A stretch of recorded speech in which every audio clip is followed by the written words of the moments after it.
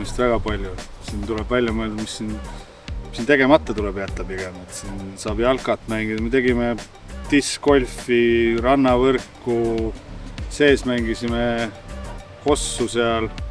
Siin selles puuris tegime ühe trenni, õhtul viskasime kossu, mitu korda päevas ujumas, niisama jalutamas poes.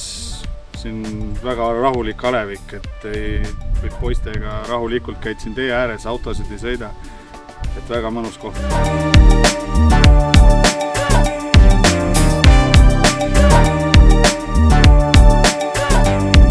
Toidud olid väga maitsevad.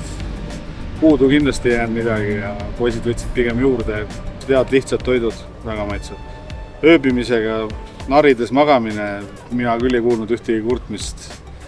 Et kõik jäid ilusti magama. Ma loodan, et nad jäid õigel ajal magama ega kõigist ei tea, aga hommikul oli kõik igal juhul magasid, kui äratama läksid, et ju nad siis magasid ikka ka midagi. Aga ei, tingimused on väga hea. Treenerina teebki lihtsaks selle laagri see, et poistel on kogu aeg mingid tegevused.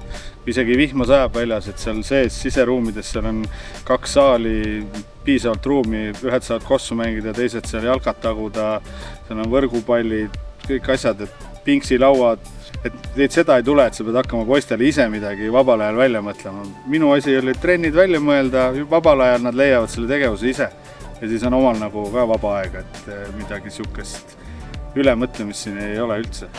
Kuhu tulla laagrisse, spordilaagrisse? Aga tule meile Väätsale, siin Paide ja Türi lähedal, looduskeskses kohas, kus kõik on roheline, on meil jalgpalliväljakud, volleväljakud, korvpalliväljakud, toitlustus, jõusaal, spordisaalid, kõik meie poolt. Kõik on olemas, too oma laager meile.